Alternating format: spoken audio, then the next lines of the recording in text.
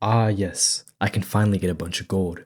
I hope there isn't anything protecting the gold, or anything that would attack me on sight.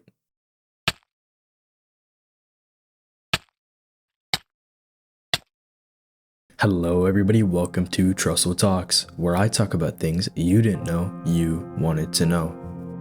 Bastion remnants are some of the most intriguing structures in Minecraft, home to massive amounts of gold blocks and other types of loot that would make Mansa Musa jealous.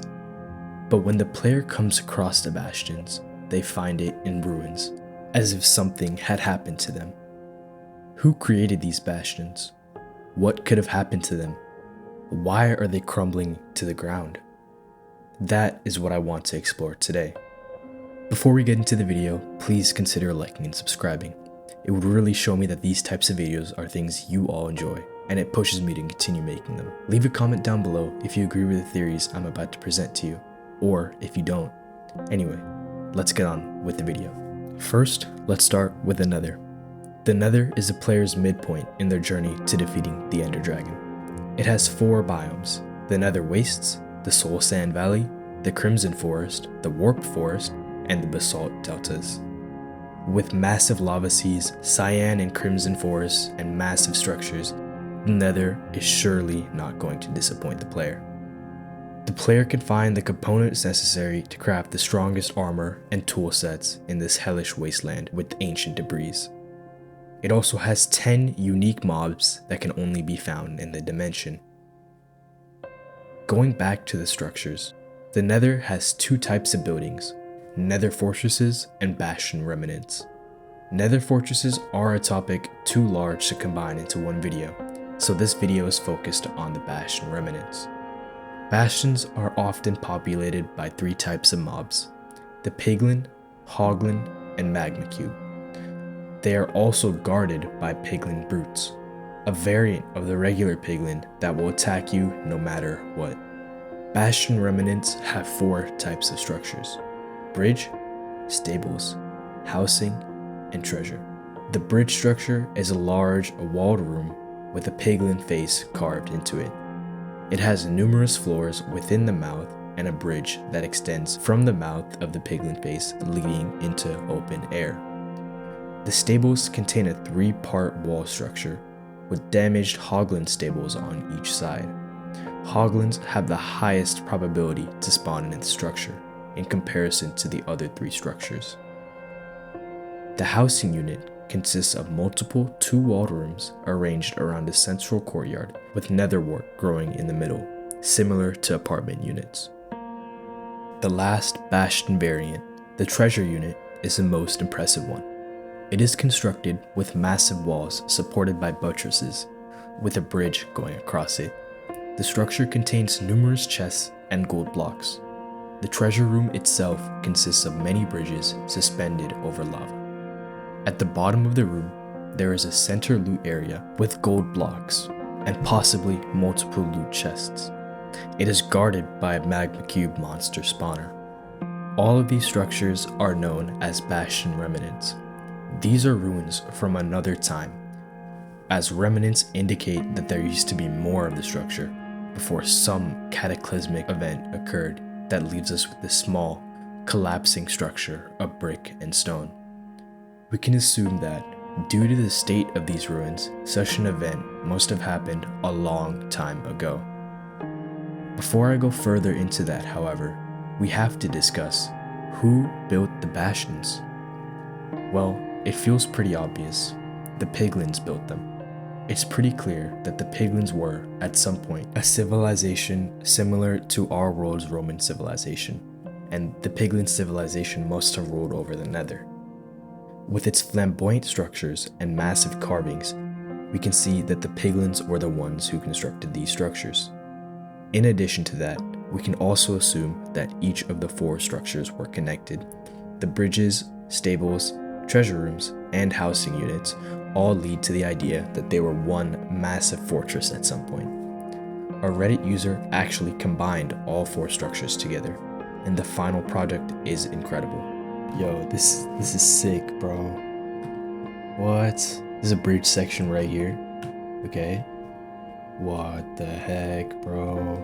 These are stables. And then this is housing. Oh, I think, oh, this is treasure. This is treasure. Yo. This is actually insane. Yeah, this is treasure. What? The guy who made this, I could never make this. This is insane. And then like, anyway, I'm just gonna go free cam. Look at this. They made like whole walls. It's crazy. They made walls, and then they have the bridge right here. This is what I mean. This is one of the many fortresses that the Piglin Empire had, yo. Look how big this is. That whole area is a treasure room, and then we got the bridge, then we got stables, and then we got housing. And we got huge, massive fortresses. The guy who made this is a goat. I'm gonna be putting their Reddit post in the description for you guys to check it out, because it's crazy. Anyway, since all 4 structures spawn separate from each other, I believe that in whatever event occurred so long ago, all other structures were destroyed, leaving only the remnants we find today. Speaking of long ago, what else existed such a long time ago? The ancient builders, of course. We know that the ancient builders have the ability to travel through dimensions, as seen through their escape to the end dimension, where their last stand was made. Check out my other video for that. Shameless plug, sorry. The ancient builders had to flee from a mysterious threat in the overworld and left for the Nether. That mysterious threat was a plague. The plague consumed their cities, turning those who were affected into zombies. They tried so hard to search for cures. They thought that they had discovered one that may have successfully saved their race from extinction, but they found it only worked on villagers. With that, they were forced to flee. No corner of the overworld was safe from the plague, and thus the ancient builders began bending the laws of reality to try to escape. Through this, they discovered magic and then created a portal to the Nether. We can thus conclude that the ancient builders had, at some point in time, met the piglins. Due to the piglins' ability to trade for gold, it's possible that the ancient builders had met the piglins in an effort to coexist as they ran from the mysterious threat. However, this attempted harmony would not last. This is where my personal headcanon comes in, and you all might disagree with me on this. The builders, realizing the potential of the piglins with their trades and their massive wealth, chose to exploit the piglins. They stole gold, armor, and whatever other wealth they may have found from the piglins. They also began moving closer into the piglin territory, setting the stage for conflicts. As the ancient builders continued to use the piglins for their own gain and encroach further into the piglin civilization, the piglins began to rebel. In this brewing conflict, we see the constructions of nether fortresses built as a bulwark and a base for the ancient builders against the piglins. This is why we find so many incomplete nether fortresses, with bridges leading into the expanse of the nether. They were built as a restocking location for the builders. The scars of the Piglin-human war are clearly seen in the remnants. The caved-in ruins, the missing structures, all of this point towards a massive, cataclysmic, civilization-ending fight that ended the Piglin civilization. After this war, the builders fled from the Nether, constructing strongholds underneath the overworld to continue to live as they tried to fight against a threat they had worked so hard to escape from. The Piglins, on the other hand, were left disorganized and isolated from whoever else survived. This tragedy for the Piglins left them hostile to any human that attempts to enter the remnants. Anybody who tries to enter is immediately hunted down, due to the scars that left by those who destroyed their lives. And thus, we can finally understand what the Bastions truly are. Initially, they housed a civilization, the rulers of the Nether dimension, the Piglins. They amassed massive wealth, and with that massive wealth came visitors. The ancient builders, initially friendly, appearing to be lost survivors of a cataclysmic event in their dimension, soon became the thing that would end the Piglin civilization. A massive, dimension-wide war broke out between the two, with the ancient builders fleeing and the Piglins left to pick up the pieces of their broken civilization. This ultimately led the Piglins to never form back into a society.